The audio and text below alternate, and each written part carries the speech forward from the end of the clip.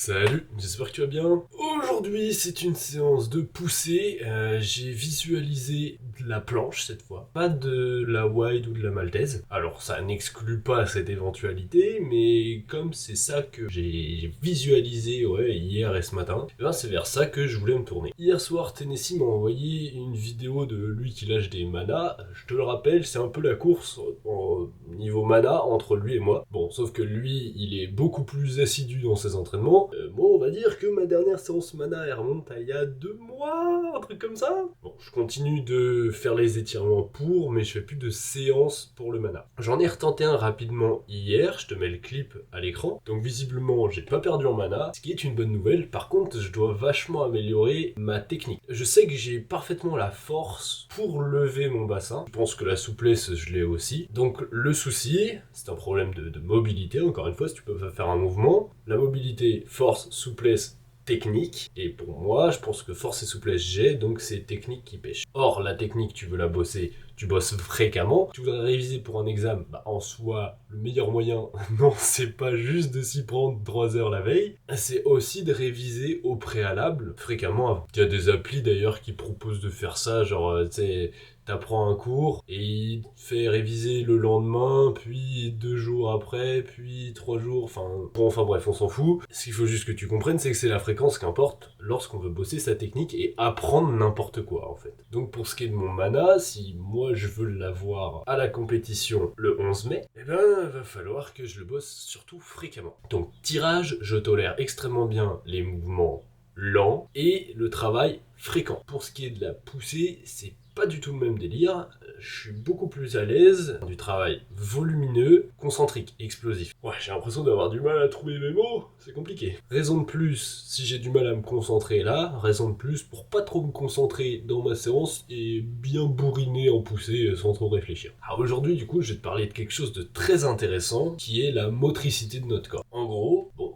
là je t'apprends rien, mais on est tous droitiers ou gauchers. Même les personnes qui se prétendent ambidextres le sont pas vraiment, il y a toujours un côté où on est plus à l'aise que l'autre. Et bien, de la même manière, toi, quand tu feras du one arm handstand, par exemple, ou n'importe quel mouvement unilatéral, il y aura toujours un côté où tu seras plus à l'aise que l'autre. Me concernant, mon one arm handstand, je l'ai appris à gauche parce que c'était là où ça me paraissait le plus naturel, et mon one arm flag, je l'ai appris à droite. Pareil, parce que c'était là où ça me semblait plus facile. Je te le rappelle, quand tu dois apprendre un mouvement, tu te simplifies toujours la vie. Et simplifier la vie, ça passe, ouais, certes, par dégrader la forme ou avoir une amplitude un peu moche, mais ça passe aussi par le fait de se concentrer sur là où on est bon, en fait. Les exemples que je peux te donner pour illustrer ça, du coup, ton one arm handstand, c'est plus rapide de l'apprendre d'abord d'un côté et ensuite de l'apprendre de l'autre, que de vouloir apprendre des deux côtés parfaitement dès le départ. Et si on pousse la réflexion encore un peu plus loin, tu verras qu'il y a des personnes qui sont très à l'aise bras pliés, d'autres très à l'aise bras tendus, et tu vois, pour apprendre un mouvement, mettons la planche, on nous dit toujours, tu passes par les progressions, tuck, advanced tuck, straddle, je sais pas quoi. Bon, déjà, le choix des progressions est parfois discutable parce que l'implication musculaire varie, mais ensuite, on pourrait très bien changer notre vision et apprendre la planche en dépliant de plus en plus les bras. Genre tu apprends d'abord ta semi-planche parce que t'es à l'aise bras pliés, et puis au fur et à mesure, tu t'entraînes à tendre les bras pour arriver en planche. Ça marche aussi. Et je pense que c'est vachement se brider que de voir que par le biais, j'augmente la difficulté de la progression au fur et à mesure. Encore une fois, ta surcharge progressive, elle sera jamais dans un seul sens. Ce sera toujours je bourrine, je fais mieux, je bourrine, je fais mieux. Mais toujours est-il qu'il y a plusieurs biais pour arriver au mouvement final, pas qu'un seul. Et on pourra me dire, oui, mais entre une semi-planche et une planche, l'implication musculaire elle diffère de ouf. Certes, ça c'est sur le papier. Mais sincèrement, vaut mieux une semi-planche avec une très bonne activation que une tuck ou une advanced tuck où t'arrives jamais à comprendre comment utiliser tes muscles et que t'es toujours à retenir une chute avec les épaules levées.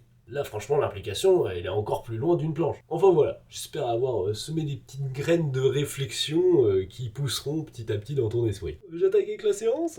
Bon, aujourd'hui, je vais tester un petit peu mes poignets parce que j'aimerais bien mettre un peu de mana, soit dans mes combinaisons, soit plus en fin de séance. Un petit peu de front. Comme j'ai dit, je tolère bien la fréquence en tirage. Hier, j'ai rien foutu. Avant-hier, j'ai fait de la poussée, j'ai fait de la maltaise. Oh, il faudrait que j'apprenne le One Arm Handstand sur para aussi. Enfin, du moins que je sois vraiment à l'aise. J'ai déjà le One Arm Flag sur para, mais j'ai pas One Arm Handstand sur para. Enfin, du moins, je peux lâcher quelques secondes, mais je considère pas que c'est un mouvement que je maîtrise. Comme le grip est bien différent du One Arm Handstand classique, la technique diffère pas mal. Bon, les points clés du placement sont toujours les mêmes, mais les détails au niveau du grip, eux, ils changent. D'ailleurs, je t'ai parlé des compétitions régionales en début de vidéo. Sache qu'en suivi personnalisé, je propose aussi de la préparation à la compétition. Et encore une fois, lorsque tu as pigé ces principes-là, tu les as captés pour toute la vie. Mon but en coaching, c'est que tu puisses être autonome. Tu me poses toutes les questions que tu veux, que ce soit sur l'alimentation, la récup, l'entraînement. Mon but, c'est que tu saches tout. Et en plus, bah, bien évidemment, t'as ton programme et t'as ton suivi tout le monde. Donc pour toute demande de coaching, tu passes par Instagram. D'ailleurs, là, je suis en jeûne depuis quasiment 20 heures. Ça fait du bien. Je me sens léger, beaucoup plus explosif. Et surtout, je respire mieux. Si t'as jamais essayé le jeûne intermittent, je parle même pas encore de jeûne long, hein, mais déjà jeûne intermittent, eh bien, essaye-le. Parce que les sensations que ça confère, c'est des trucs que tu retrouves nulle part ailleurs. Et ça, c'est sans compter tous les bienfaits pour la santé. Je crois que j'en ai déjà parlé dans d'autres entraînements. Tu peux aller fouiner si tu veux. Mais en tout cas, le fait de m'entraîner à jeun, ça me rappelle vraiment mes entraînements à Nantes en début d'année, enfin en septembre. J'avais toujours à peu près la même routine, c'est que je sais pas, je me réveille vers 7-8 heures, je bosse un petit peu, puis sur les coups de 10 heures, je prends mon sac, je prends mon skate, je vais au parc, 2 petits kilomètres comme ça, 3 même, ça me fait mon cardio, ça m'échauffe, bien sûr je suis à jeun, je m'entraîne pendant 2 ou 3 heures, je fais pas mal de planches, de handstand, ensuite je reviens à la maison et là je pète le beat tout l'après-midi, genre on va dire je mange comme un porc pendant 4 heures, où j'arrête de manger sur les coups de 17 heures. Là je chill, genre je regardais des animés à ce moment-là et je fais des étirements, douche froide et dodo 22 heures comme ça, bonne récupération. Franchement ce rythme de vie est fou.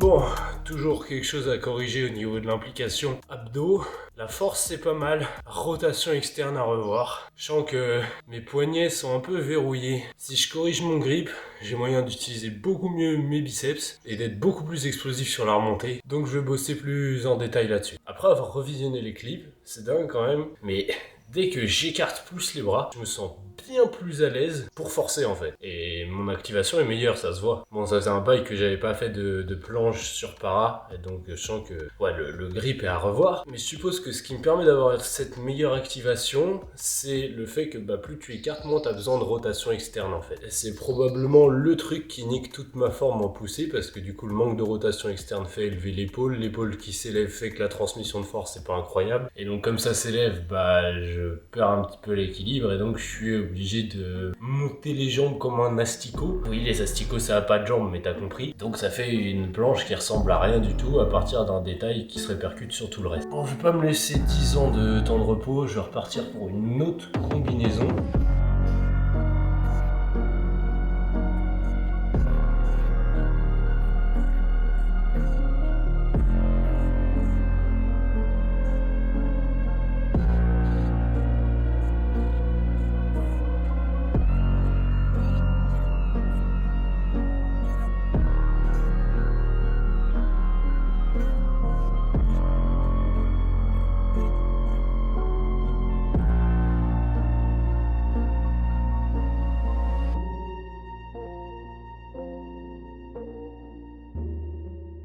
Putain, ça c'était beau.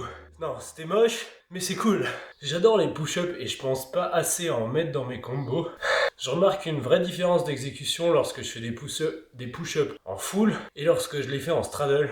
Alors en straddle, j'essaye toujours de garder les fesses hautes, Alors qu'en full, ma ligne est nickel. Après je dis ça, mais ça fait longtemps que j'ai pas fait de push-up. C'est parce qu'il y a un bon transfert entre push-up maltaise. Les personnes qui sont fortes en maltaise sont généralement fortes en push-up et inversement. Et d'un autre côté, les personnes qui sont fortes en planche press sont fortes en hold et inversement. Bon, là c'est vraiment des grosses généralités. Bien sûr, tu trouveras quelques ovnis comme Remo qui eux sont juste forts en hold, mais ils sont tellement forts qu'on peut pas leur en vouloir. Bon, du coup sur mon grip, j'ai pigé que je cassais un peu trop à l'intérieur. En gros, j'étais un peu trop comme ça, donc il faut que je me concentre sur mettre un peu plus le poids à l'extérieur et serrer davantage avec pouce et index. Mine de rien, mon front touch one leg, je dors. Je pense pas avoir la foi de faire du one arm handstand dans mes combos aujourd'hui. Front lever, c'est très bien. Mana, je sais pas non plus, j'ai pas un très bon feeling, et puis là je suis quand même sur du béton, donc si je m'éclate, ce sera pas ouf. V-sit c'est pas mal, Impossible Div je peux pas faire ici parce que j'ai que des parabasses. Donc non, je vais rester comme ça. J'y pensais en mettant la musique. Mon rêve, ce serait vraiment réussir à battre Sun Chaser de Active et genre devoir mettre que des musiques de 7-8 minutes parce que mes combinaisons sont trop longues pour la musique. Là c'est God Mode. Franchement, j'adore ce concept de battre la musique. C'est l'un des concepts dont je suis le plus fier. Genre, tu te bats pas contre quelqu'un, tu te bats contre toi, mais dans le but de battre un truc qui a aucun sens, tu vois. Genre battre une musique, tu peux pas battre une musique. Mais c'est génial parce que t'as pas besoin de compter comme les répétitions ou quoi, non, tu sais juste que tu dois tenir jusqu'à ce que le drop se calme. Donc si t'as jamais essayé, essaye de battre la musique, tu vas voir, c'est génial.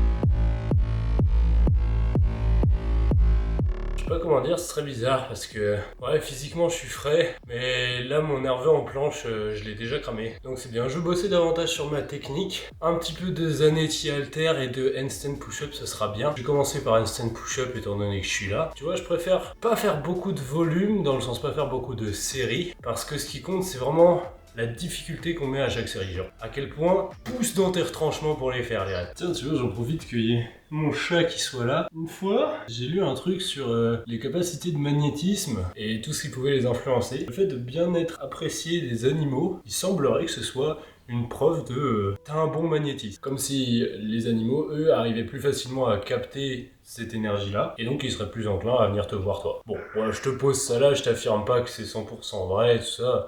Non, juste fais tes recherches si ça t'intéresse. Mais magnétisme, je pense que comme pas mal d'autres méthodes de guérison, on va dire, médecine alternative, c'est quelque chose d'intéressant, genre comme l'ostéopathie, etc. Surtout que commence à y avoir de plus en plus d'études sur ces médecines alternatives. Si tu veux faire tes recherches par toi-même, il y a des sites comme PubMed qui sont très bien, Google Scholar, et il y a aussi ResearchGate sur lequel j'allais. Voilà, ça c'est pour ta culture scientifique. Donc, handstand push-up. Tu vois, les handstand push-up, même si c'est bras pliés, même si voilà, l'angle n'est pas exactement pareil que la planche, tout ça, en soi, tu es toujours à l'appui, tu as moyen de faire tes push-ups sur le même agrès que tu fais tes planches, et la position de hollow body est la même, bien que la protraction, il n'y ait pas autant besoin de l'abuser. Même s'il y a peu de transferts, peut quand même y en avoir. Genre si sur la handstand push-up tu te balades, ça veut dire que tu peux te concentrer sur les pointes de pied, tu peux te concentrer sur serrer davantage la barre. Donc en soi, ça peut t'aider à automatiser certaines choses, et donc au final, ça te sera vachement utile dans un mouvement comme la planche. Surtout si tu es particulièrement à l'aise bras pliés, comparé à des mouvements bras tendus. Donc voilà, je vais faire handstand push-up comme ça.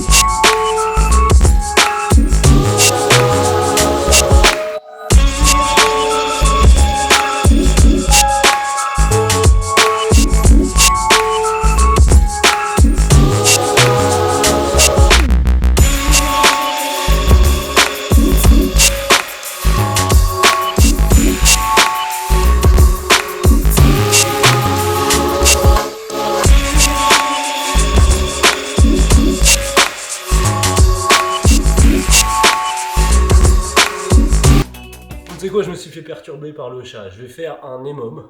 Donc je vais faire 5 handstand push-up toutes les minutes pendant 10 minutes. Je vais toutes bien les contrôler comme ça, parce que début de séance, j'avais l'intention d'explosivité max. Donc là, je vais faire plutôt contrôle et irradiation.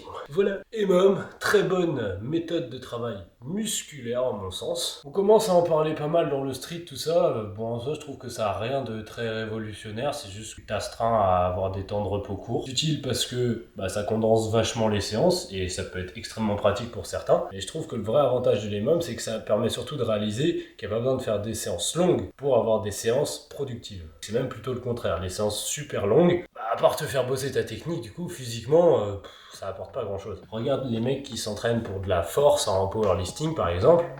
Frérot, leur séance, ça dure 45 minutes, échauffement compris. Hein. Nous, en street, il y a ce phénomène de vouloir faire des séances de 3-4 heures, juste parce que quand on fait des rassemblements ou quoi, automatiquement, t'as fait beaucoup de route, donc tu t'entraînes beaucoup. C'est pas vraiment le plus optimal. Du moins, pour créer du potentiel, c'est pas le plus optimal.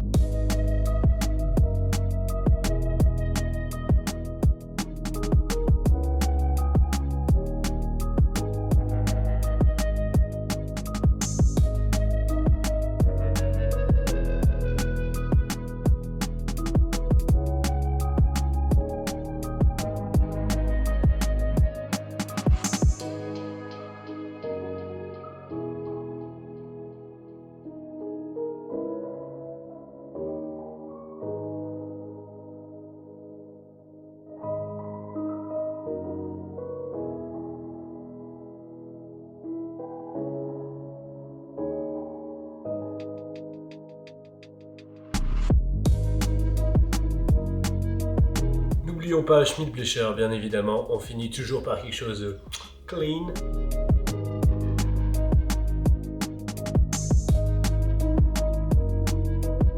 Tu vois, je viens d'y songer en faisant mon front négative ici. Je pense que front négative et planche négative, ça fonctionne de la même manière, dans le sens où tu descends en prenant dans les épaules, départ. Et pour stabiliser, concernant la planche, c'est tes abdos qui se fléchissent pour descendre tes jambes et ton bassin. Concernant le front, tu descends, tu descends, tu descends. Et pour finir, blam, c'est là où tu engages bien les lombaires et les fessiers pour parfaire la rétraction en fait, pour continuer dans la même suite logique. De cette manière, ça te confère un gain de hauteur qui t'aide à aborder l'éventuelle presse ou raise qui suit.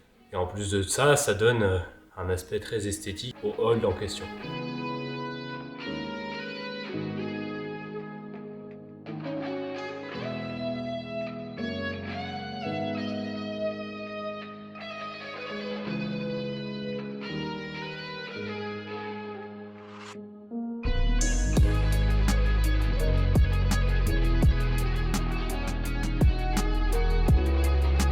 Bon, c'est suffisant pour aujourd'hui. Étant donné que je suis en jeûne, je peux pas me permettre de faire des séances de 3000 ans. Et comme je te l'ai dit en début de vidéo, c'est pas productif de faire des séances super longues. Surtout quand notre but c'est créer du potentiel et pas surtout peaufiner la technique. Donc je vais aller faire le plein d'énergie. Ça fait du bien de finir par un petit peu de congestion quand même. Dernier mot sur le jeûne justement. Faut faire attention, si tu en fais, à être vigilant sur l'hydratation, parce que mine de rien, comme tu manges moins souvent, tu t'hydrates moins souvent. Pas seulement parce que tu bois de l'eau pendant ton repas, mais aussi parce que la nourriture que tu manges, elle contient de l'eau. En jeûne, c'est super important de continuer à boire, parce que le but du jeûne, c'est aussi de purifier ton corps. Et tu le purifies en buvant de l'eau, et l'eau, elle te permet de filtrer tout ça. Elle ressort avec tout ce qui est indésirable. Donc automatiquement, plus t'as d'eau, plus tu vas pouvoir filtrer et dégager tout ce qui te sert à rien.